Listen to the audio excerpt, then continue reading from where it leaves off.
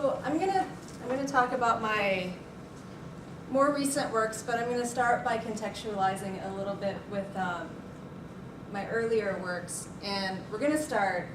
And if anybody's seen me give an artist talk before, I always start with a little story time to kind of get us in the mindset of what's going to happen.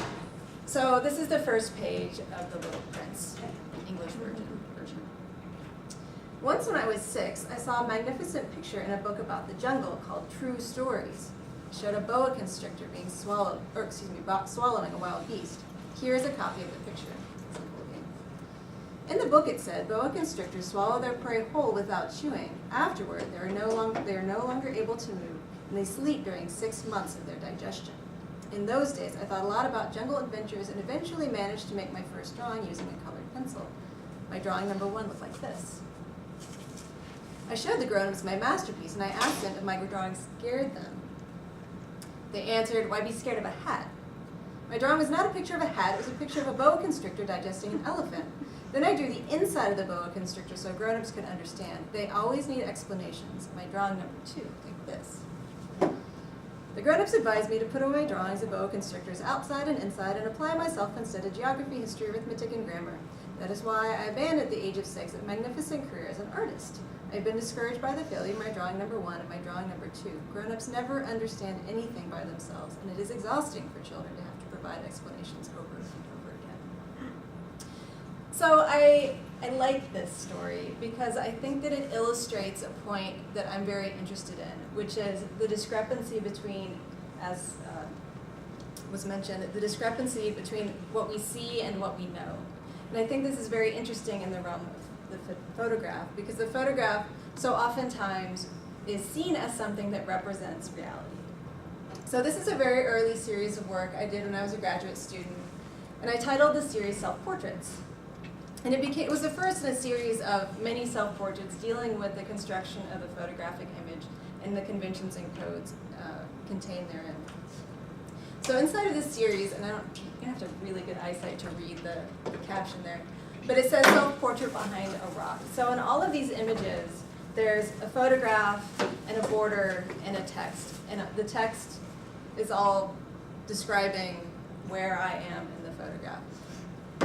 And what I was really interested in this series when I was making it was that when we see a photographic image with a text, generally it's in like a newspaper setting or a magazine or whatever, and the two things are information that go in collusion. They're kind of moving in the same direction, describing each other.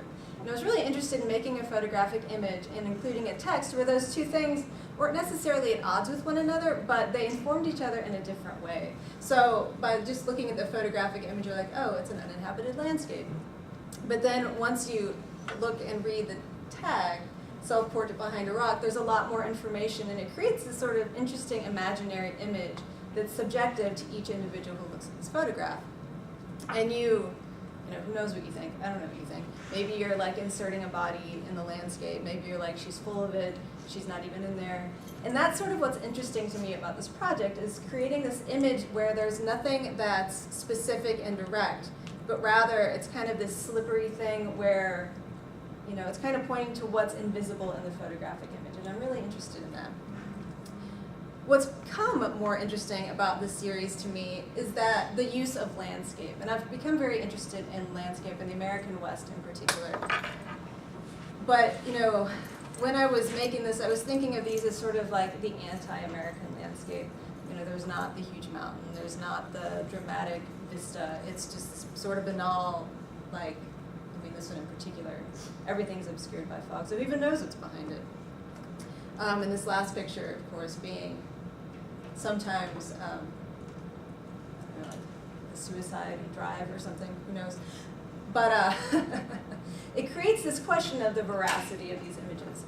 So, you know, thinking about these pictures, I thought more and more about the type of landscape that I rail against, which has always been what I refer to in my sexist way as the old man school of photography.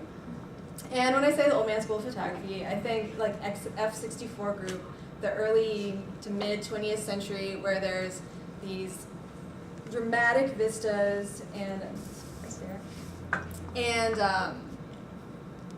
you know, contrasty black and white photographs of mountain peaks and clouds and stuff. Our friend here, Ansel Adams. And I was thinking about my work as sort of the counterpoint to that, is these, less dramatic and simultaneously inhabited spaces. And this is something that sort of stuck with me. I made a mini series of self-portraits between then and the work that I'm about to show you, but this idea of the landscape and its connotations and the fact that it's gendered, I think, is something that's really interesting to me. So, kind of going off on my distaste or dislike of poor Mr. Adams, and because I was teaching a history of photography classes some of these students were taking, I started researching the history of landscape photography, and I came to realize in this really interesting way that these images that are so iconic and so familiar to us are not in any way original, but in fact have been photographed over and over and over again throughout the history of photography. So this is George Fiske, who was very influential for Ansel Adams, in her previous biography, he states that. And I was fascinated by the fact that there are so many photographs that I would easily have confused for an Ansel Adams photograph, but there are these 19th century photographers who were there long before he ever was, and I got really fascinated by the idea that this is a language that's existed for quite some time, and it's not even rooted so much in photography as it is in painting.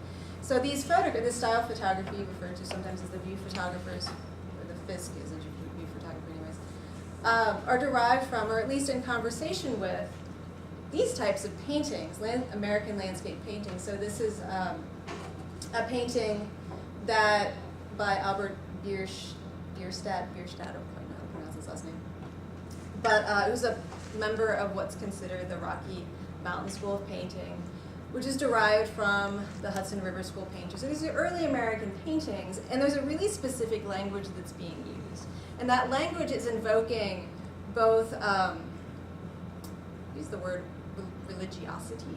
Like, while the United States, or America, whatever, doesn't have a history of religious painting, all of the ideas and the attempt to sort of create the sublime that existed in religious painting was sort of imposed onto the American landscape. So what's kind of important to understand is it's not just a fantastical one in this case, representation of a landscape, but there's politics and ideas that are embedded in this language.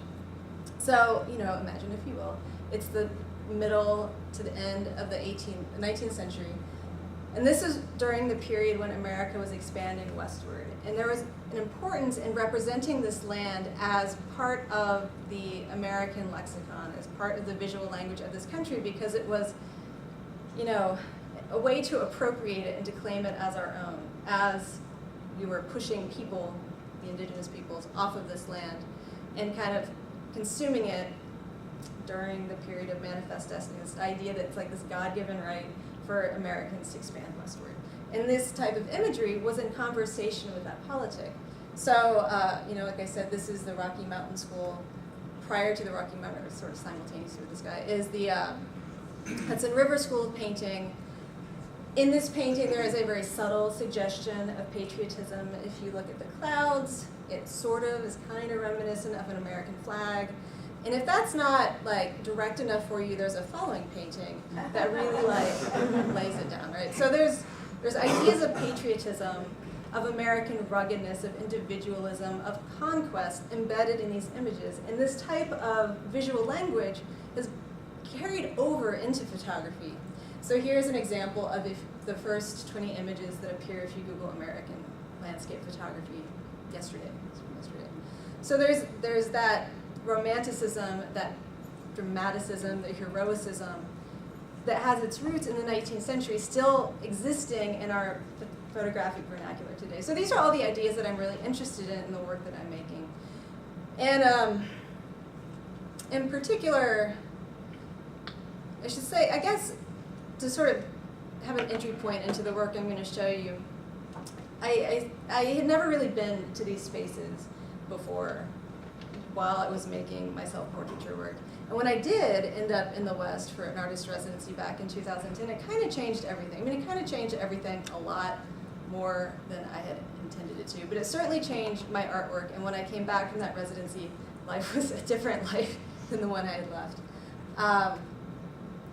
And so this work called Virgin Land deals with the seduction that I felt with that landscape. I mean, I went out and photographed the cheesiest photographs I've ever made in my life. I was like, God, is it pretty? I can't stop. Like, I know better, but I can't stop. It was like an addiction, photographing these beautiful scenes. And I thought about it a little bit, and I'm like, what is it about this landscape that's so interesting? What is this seduction? What does this land mean in our culture? And the more I thought about it, the more I was also thinking about this particular point in my life where I was really examining ideas of the romantic love and relationships. And I was that kid who was really obsessed with unicorns as a child. Most of you know this about me, if you know me at all.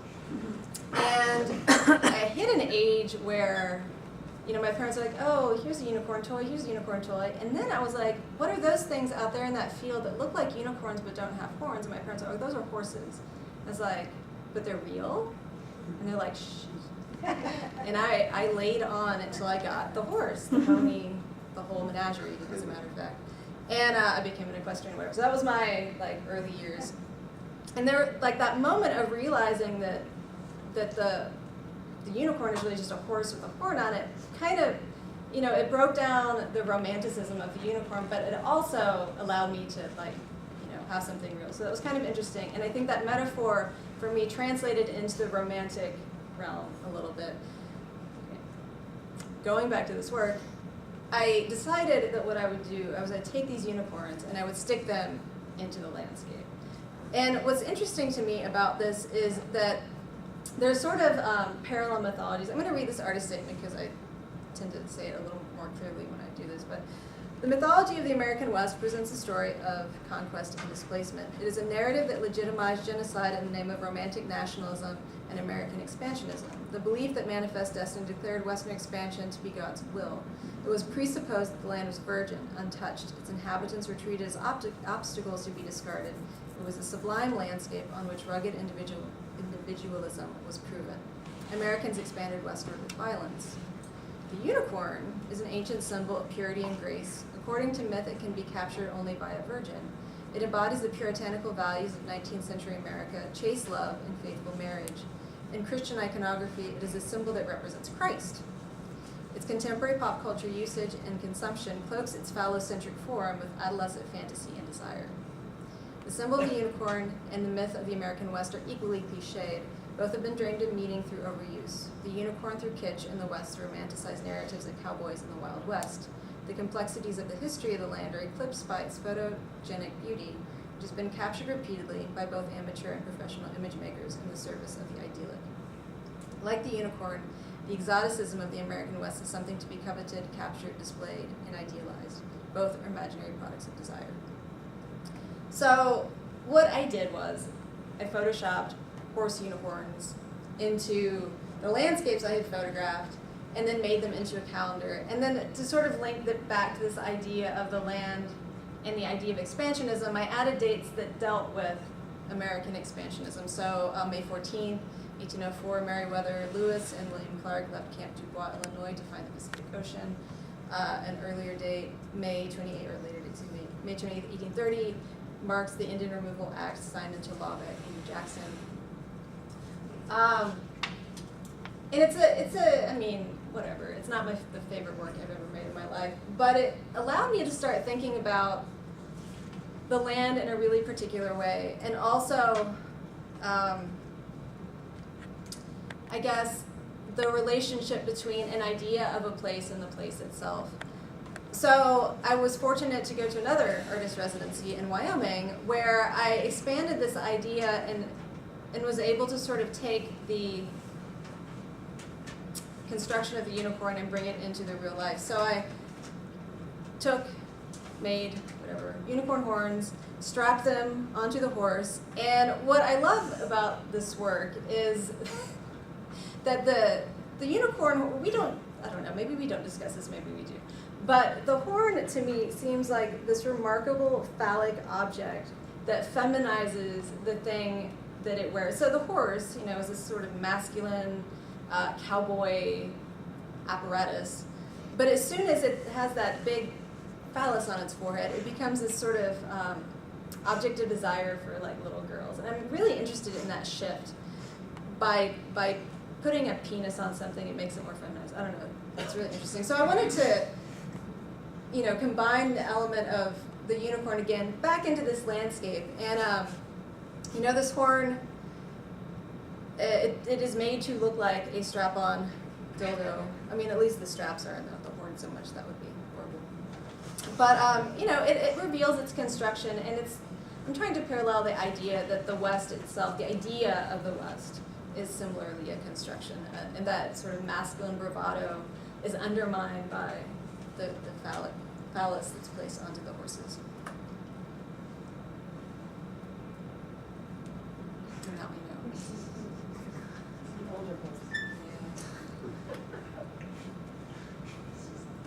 God bless him.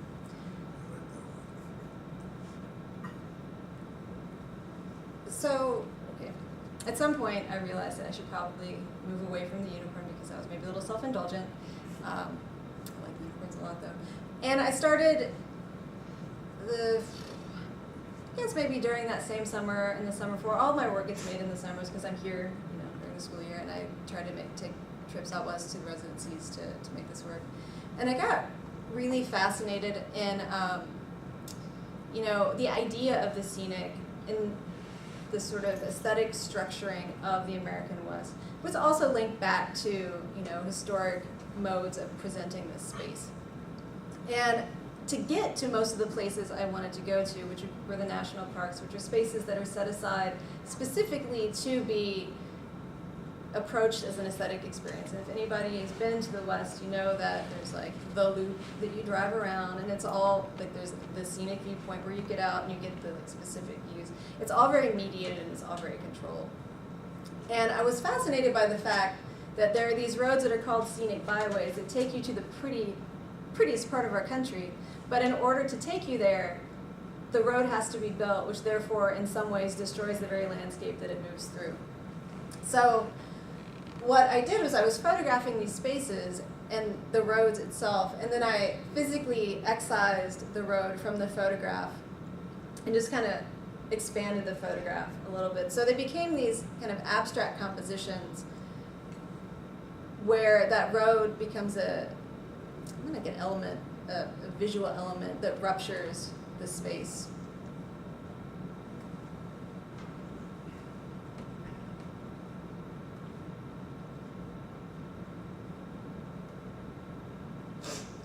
And this idea of the physical manipulation of the photograph became really interesting to me because I feel like it works in tandem with how the land is physically manipulated. So here, you know, the byways are, you know, cut directly through the landscape. In the next series of works that I made, Mountains and Valleys, which is the cover picture for this talk today, I was physically folding this landscape. So I'm fascinated by the fact that in the vernacular, this landscape, which is generally from a site that's set aside specifically to be preserved as a landscape, something that, in the idea of landscape, is something that it's not accessible, right? Like when you're in a landscape, or when you see a landscape, you're not really in it, you're outside of it, which is different than being in a place where you're sort of surrounded by that place. Landscape is a visual experience. And the landscape of national parks and monuments in particular is a very distancing one, where you are at a vista point, you're on a tour road, and that's where you see these images that get repeated over and over and over and over again in our vernacular. And I was interested in that aesthetic framework, and I was interested myself in taking the three-dimensional world and flattening it into a photograph, reconstituting it through folding and manipulation into a three-dimensional object, and then flattening it again back into the photograph, and at the same time having these two sort of illusionistic experiences cohabit the same photograph. So there's a number of these images. Some exist as single images, like this one. So this is the viewpoint, tunnel view it's called, in Yosemite Park, which has been photographed. I mean, this is one of those spaces where the tripod holes are like marked in the ground. It's been photographed so many times. This is Yellowstone.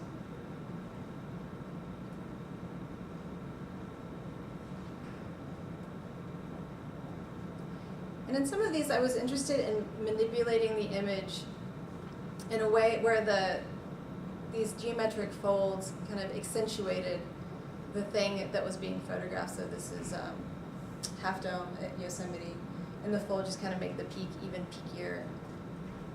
Here with the Grand Canyon of the Yellowstone, the folds, accentuate the canyon. Zabriskie Point, Death Valley.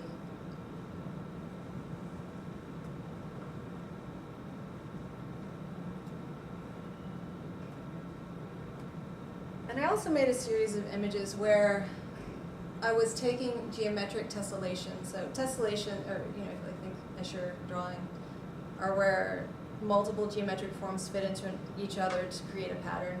And there are certain patterns that are tessellated forms that you can use to fold paper into these three-dimensional objects.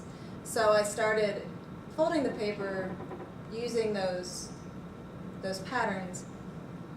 And I guess what I'm interested in this work is that really rigid geometry imposed onto a very naturalistic landscape, and how that changes the space, how the issues of scale are shift. So when there's the really huge expansive landscape that lives inside of the folded photograph, but then there's also like the very tactile manipulated photo object that's being photographed, and the fact that they kind of exist in the same image, I find that to be sort of hard to understand, not hard to understand, but that the scale sort of oscillates between those two spaces.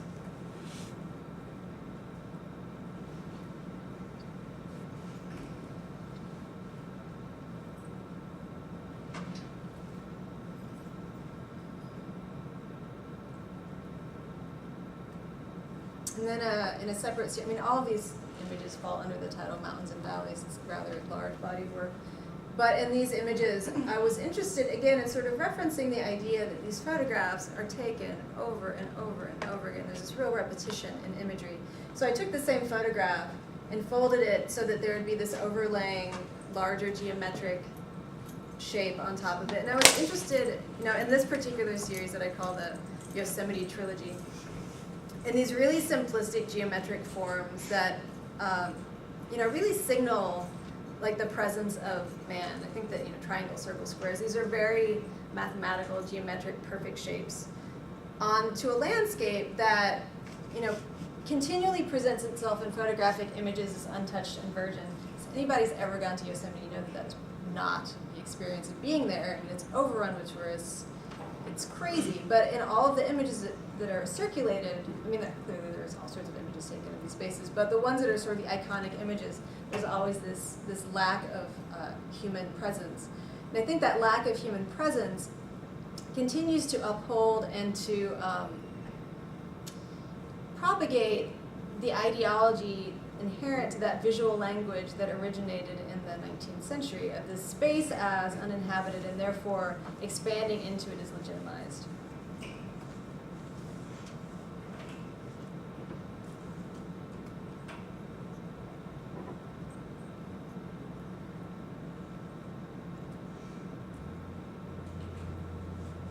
And with this work, I guess on a formal level, I was really interested in how you can take the exact same photograph and fold it in these different ways, and it distorts the image pretty much a lot. And it's an example of one that's not like that, where the gesture moves through two side-by-side images.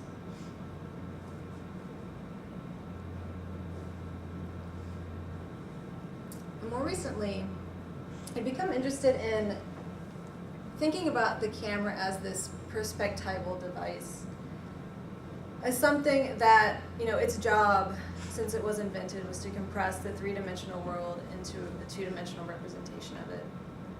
And I got really excited by the idea of optical illusion, so things that we draw in two dimensions, to represent three dimensions. So in this image, there's that sort of floating cube that moves through the top four images on the right.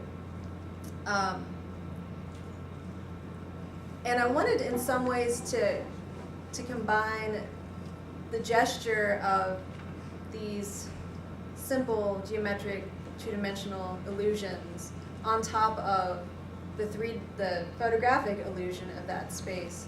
And then to sort of further break it apart by having it in these separate frames. Because, ultimately what the photograph is this kind of arbitrary framing of the world that fragments it and separates it from its original context.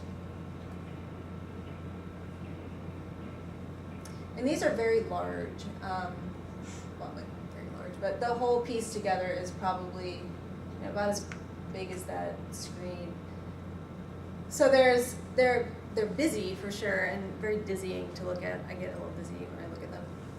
But this is Death Valley. And you can look either on the surface and see that patterning. You can also see that it's this one image that's been broken up into these smaller pieces.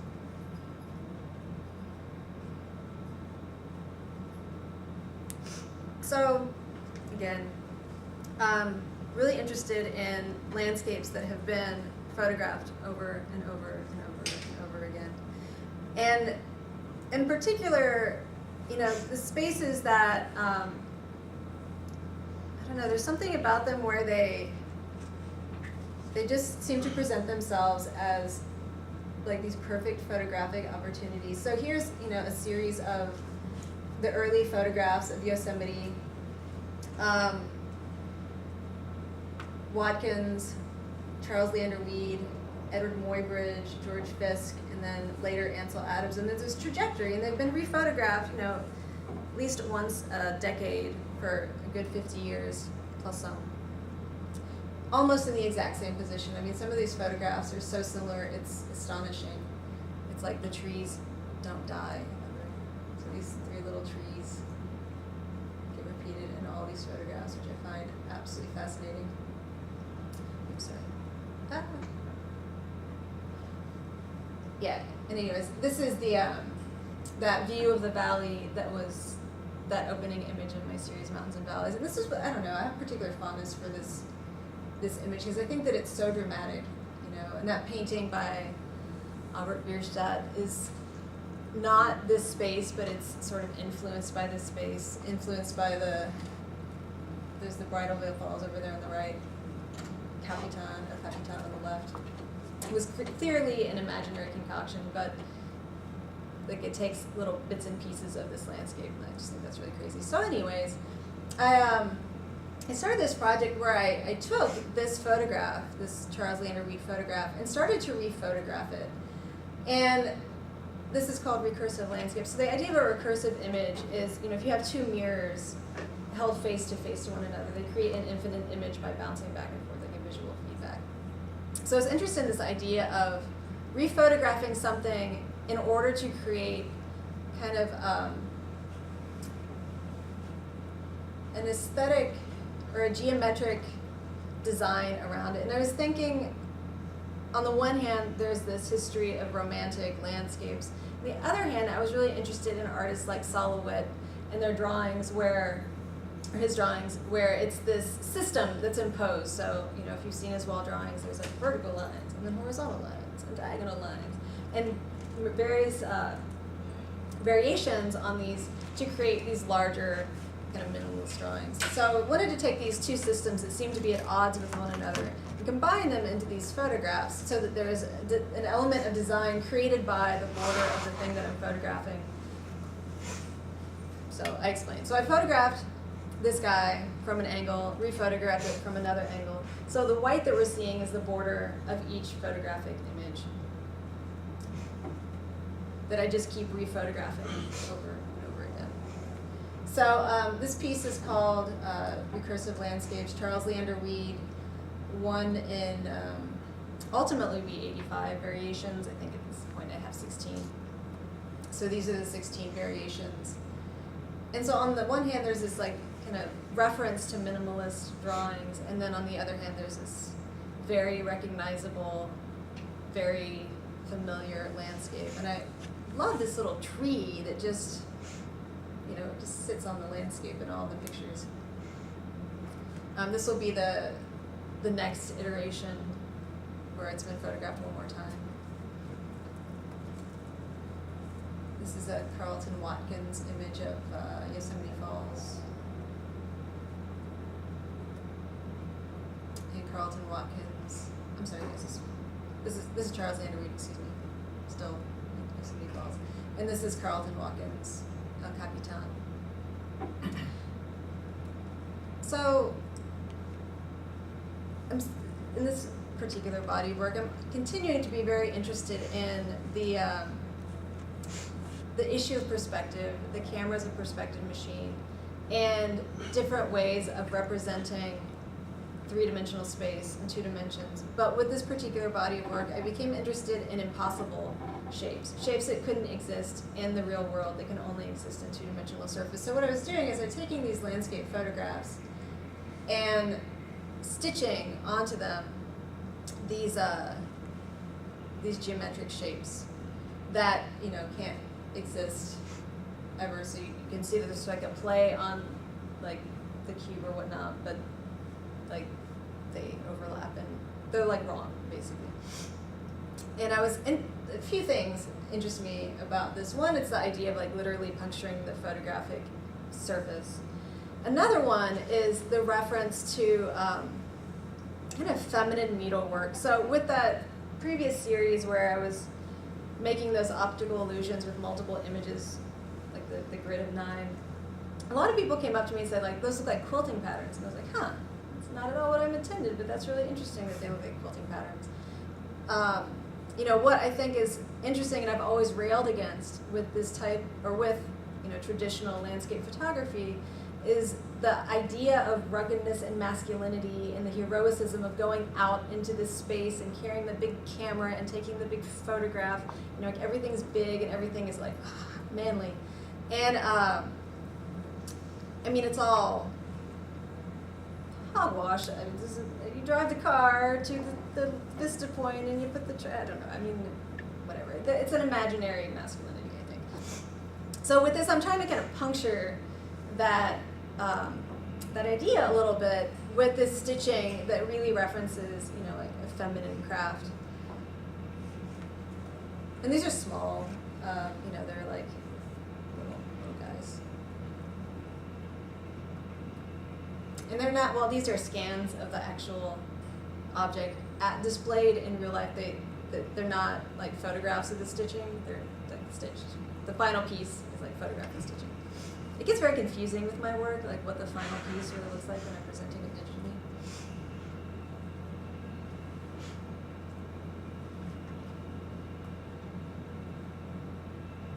And finally, I'll leave you with another series that deals with cliche, for sure, and landscape of the American West.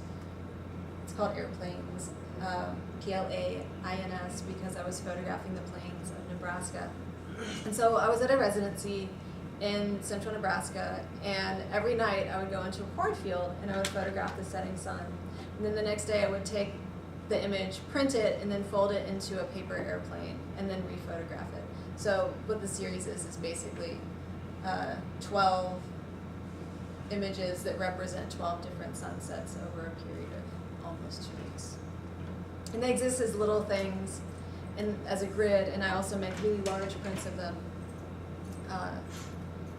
And that issue of scale gets to be really interesting because the sky is so expansive and so big, but at the same time the folds are so small and so tactile and handmade that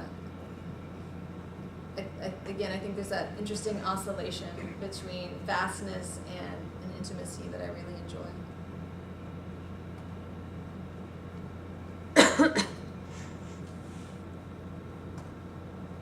And that's it.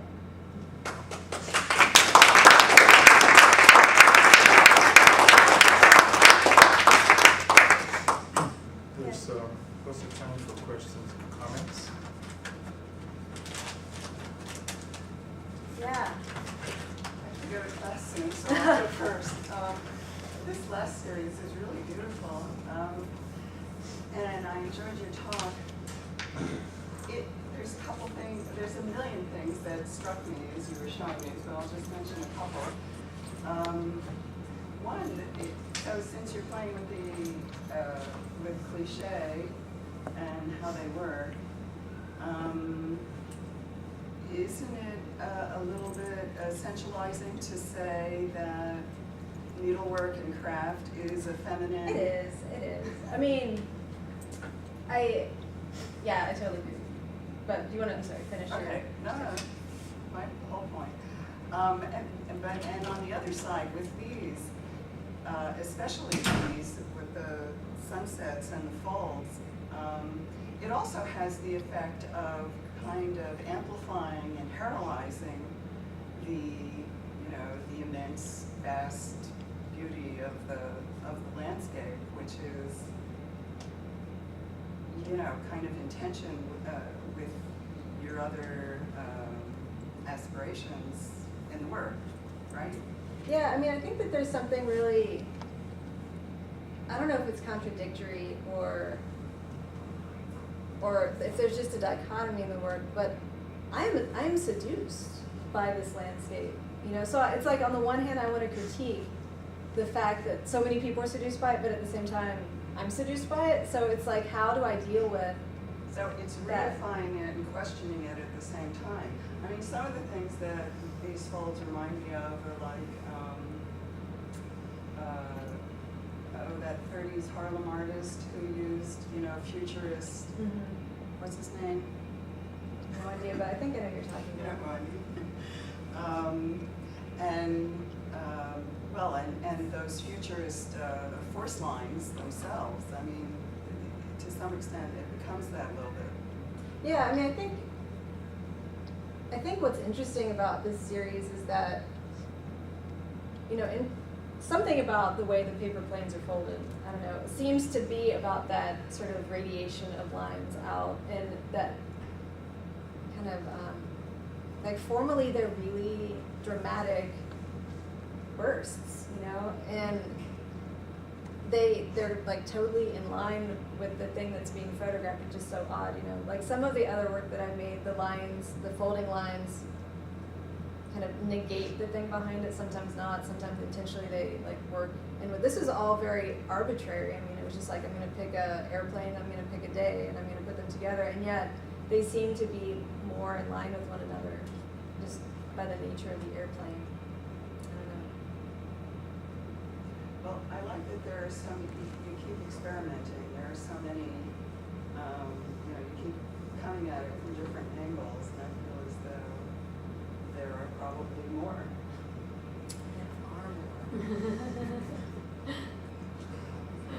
Yeah, it's very fresh and exciting, and there's been a resurgence of interest in Ken's work, and you see a very obvious kind of image within an image and holding that, but it's just like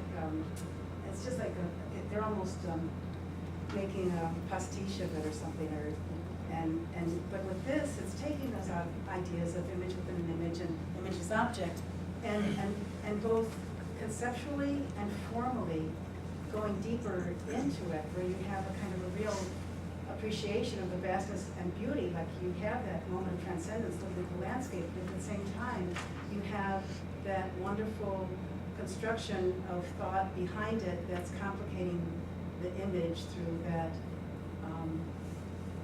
layering of the abstraction of the grid and that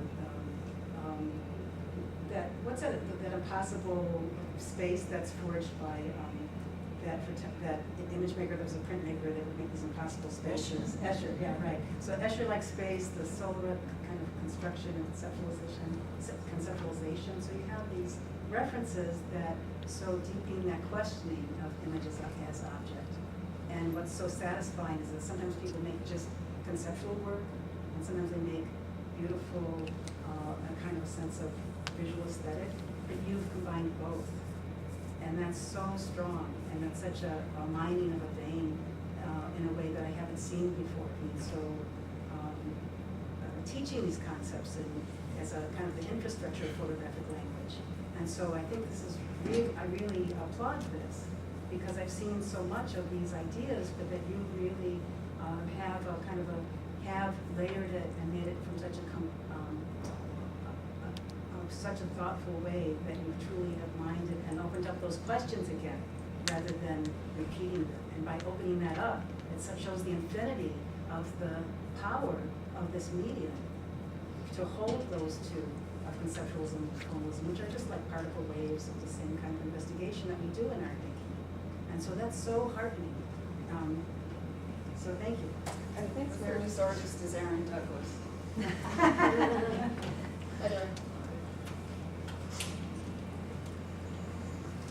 Question. Mhm. One thing I didn't, your points were very well made and very well spoken.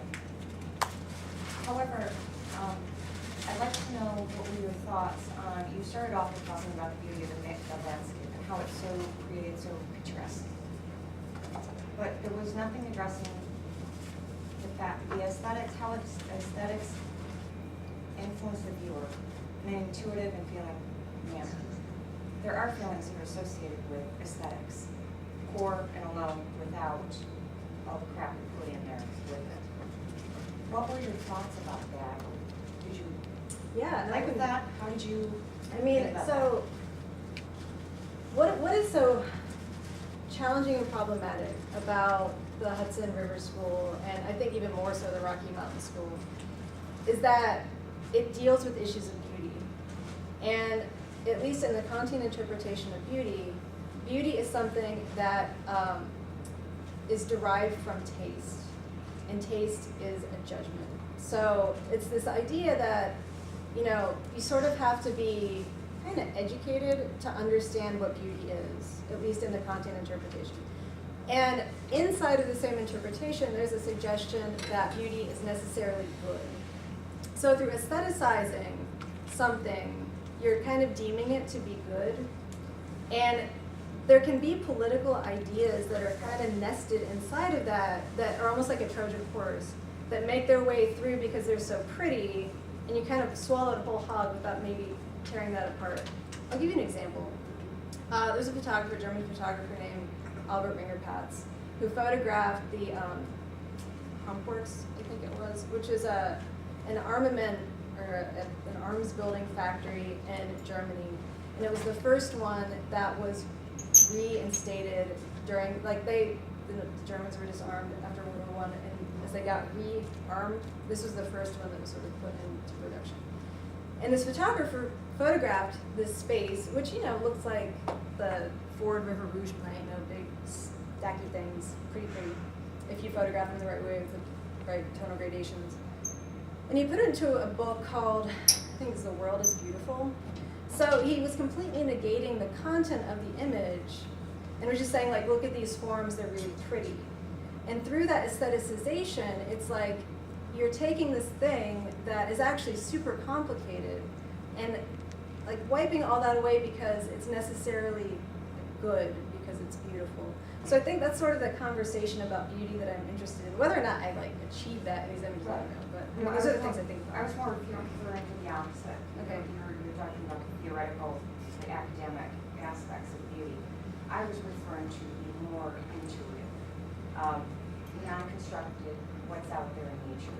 There's things that we see. Mhm. There's certain scenery that can bring about feelings of peace and tranquility without any of the other academic stuff or any of the other associations. There is imagery out there, and there is an intuitive aspect that most viewers will have, whether it be minor or majorly influential. I do think it's part of the picture. I think it is too often dismissed, and so that's what I was getting at. It was more not the theory and the academia behind it, rather than the natural, intuitive feeling response. I mean, I guess my interest in photography, and in particular photography as a visual language, is to break it down and to not, I mean, I feel like those emotions they're subjective and they can be learned, like culturally learned. Like I think that we culturally identify things as beautiful or peaceful or whatever. I mean, again, it's subjective, but I also think it's like cultural. And whatever I might experience on a personal or emotional level, I guess, I mean, I suspect it comes back to the work, but I'm perhaps more interested in the critique and the deconstruction So of you like chose why to we kind of have separate that. from that. Yeah, Okay, that's what I was kind of getting at, was did you choose to yeah. dismiss that aspect of it? I don't think I'm dismissing it, but I think that I'm addressing You it kept maybe in a out, different way. You addressed another aspect of it. Is that Yeah, right? I guess. Yeah, directed your lens in a different direction. Okay. All right.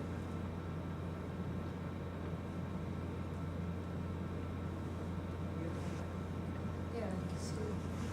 I've always asked questions of these talks, so I'm not, I'm completely in a different field, so I Good. apologize. What's the field? Sociology, so you'll see that influence coming through.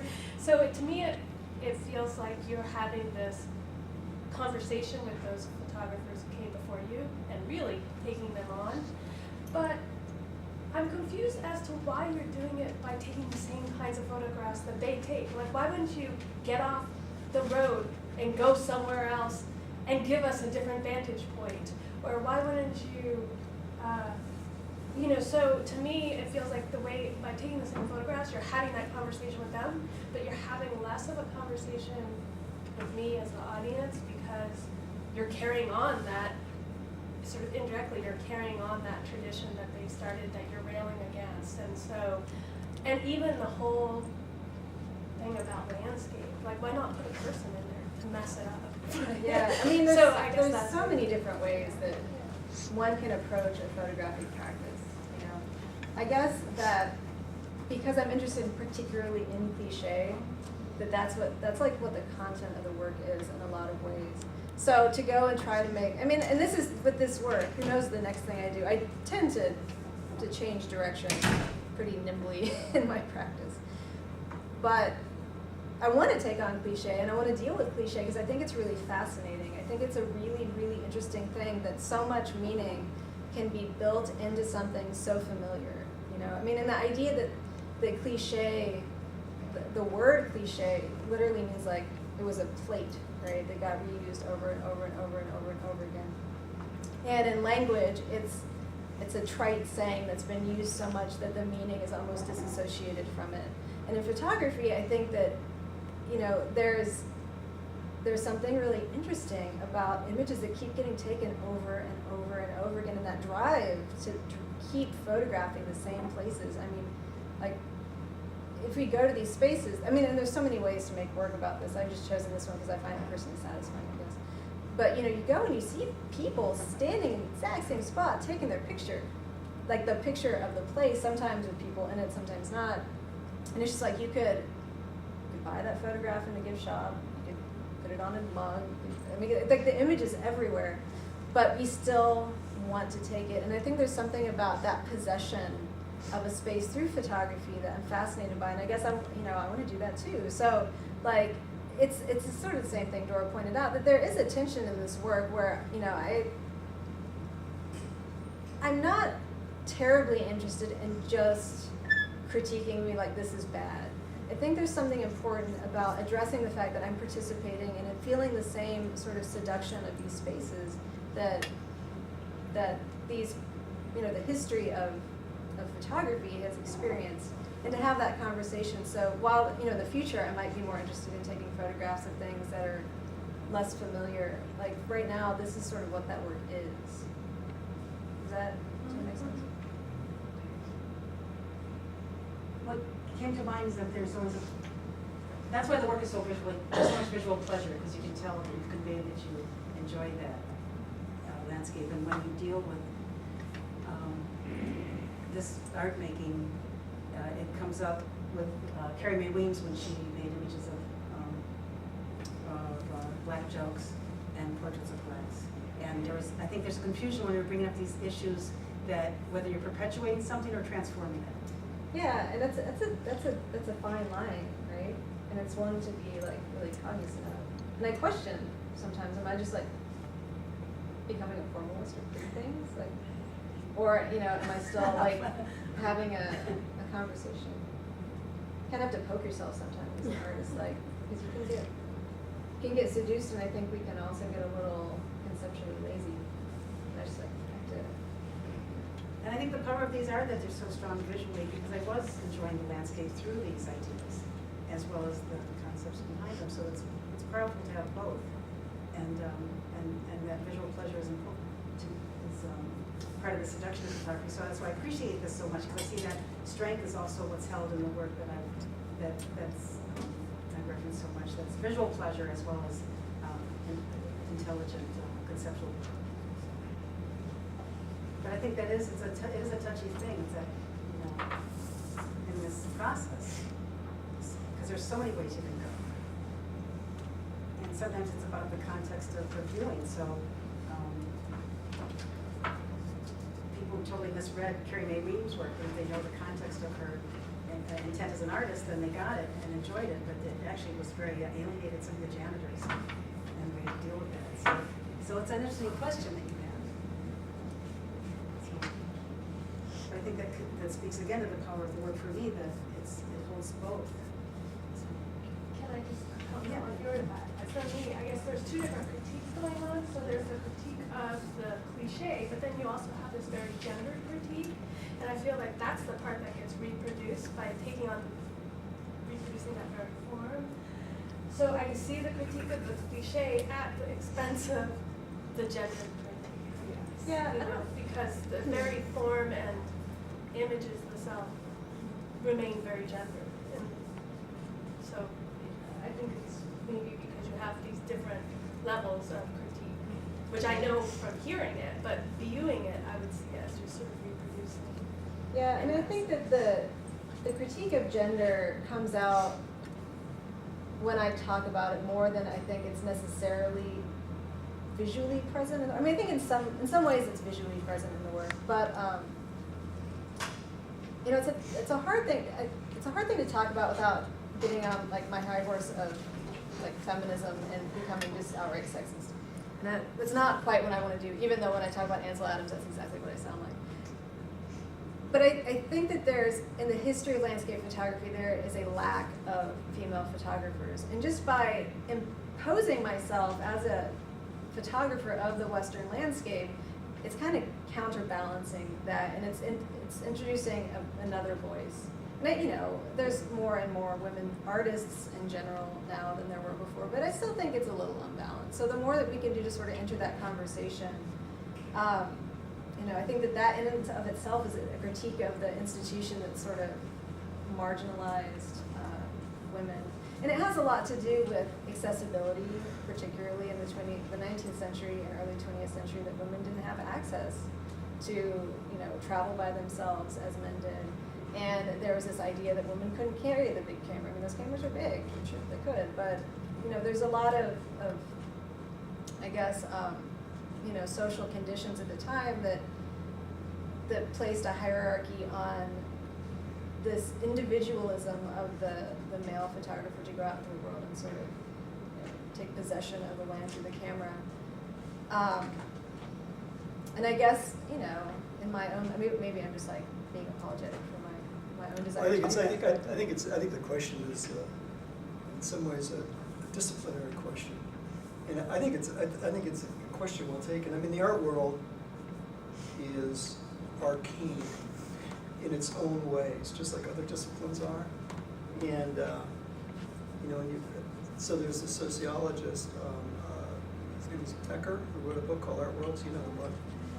And he makes the point in the book, which is that we have our own network and our own conversations and our own, and it's interesting. So like I think that, just for one example, just for the sake of discussion, Ansel Adams and masculinity, I'm not sure that would come across. I think in the images that he produced, it's part of the conversation that surrounds him, because he did those images at a time where he had to kind of truck all this equipment up to certain locations.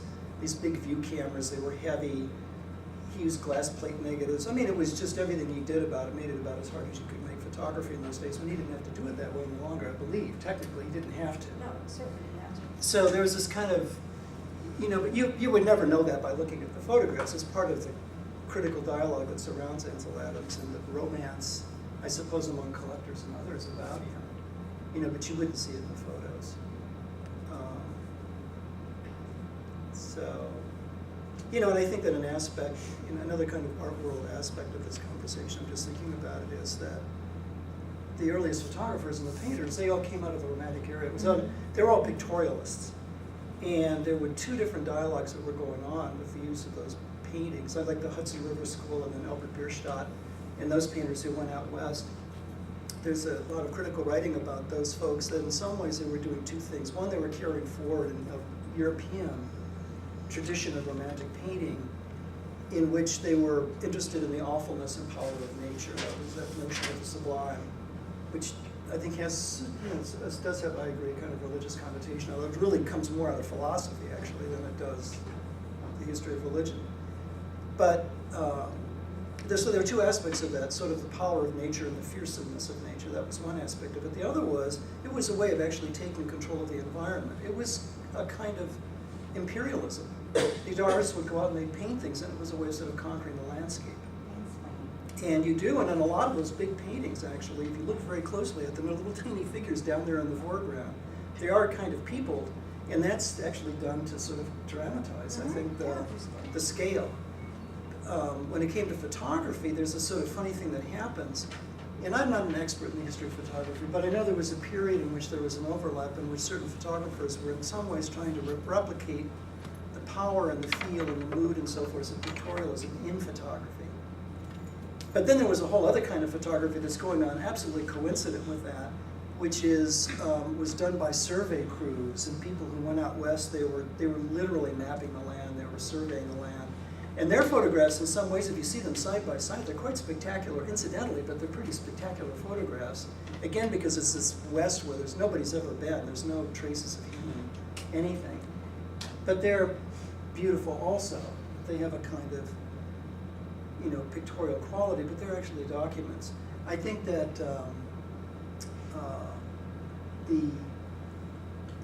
there is,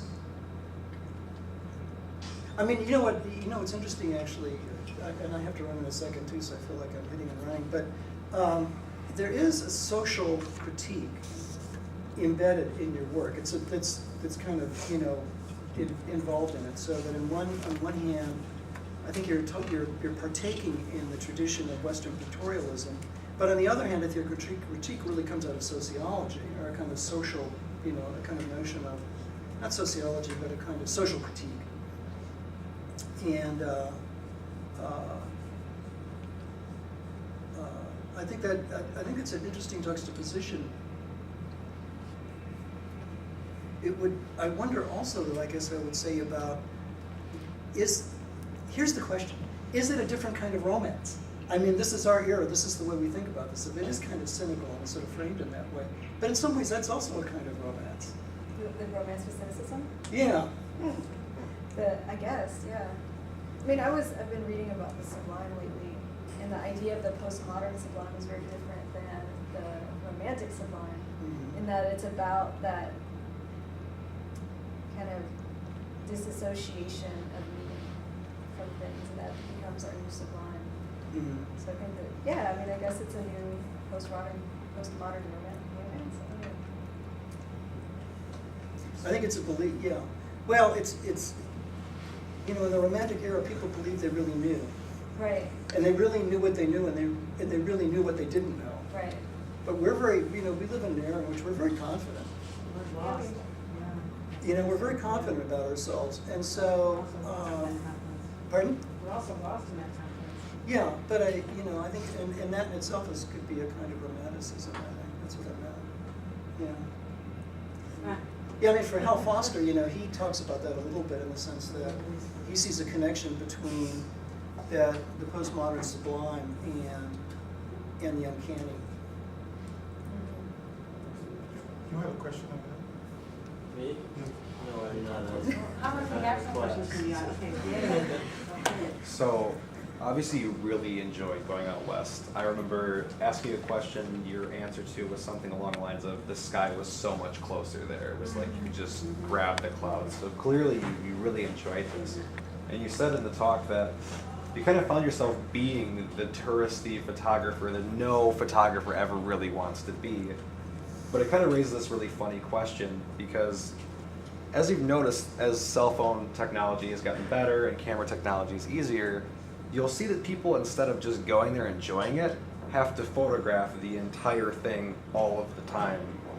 How did that impact when you were there? Did you find yourself having to go, okay, I need to put this thing away because this is ridiculous? No, I was doing another project in tandem with this. I ended up not liking it so much. It's on my website, but I don't show it anymore. Where I was asking as many people as I could to photograph me with their cameras and then give me a picture of me from. And it was supposed to be about the accumulation of images of the sort of self-portrait in this space from others to sort of point to how many people are out there taking pictures. But as it turns out, people don't like being approached by strangers, and the word art is scary, so they were not super cooperative. So while I got some images, it didn't work out like I had planned. And I also don't like other people either, so it worked out. I just stopped those. We're both happy now. Do you think that, like, because this is happening, this is going to impact the way that we actually like go and experience nature? Like, it almost has to be a show and tell now. Like, if you don't take the picture, it didn't happen. I mean, I think that it's been like that for a long time. It's just a lot more. It's becoming even more accessible.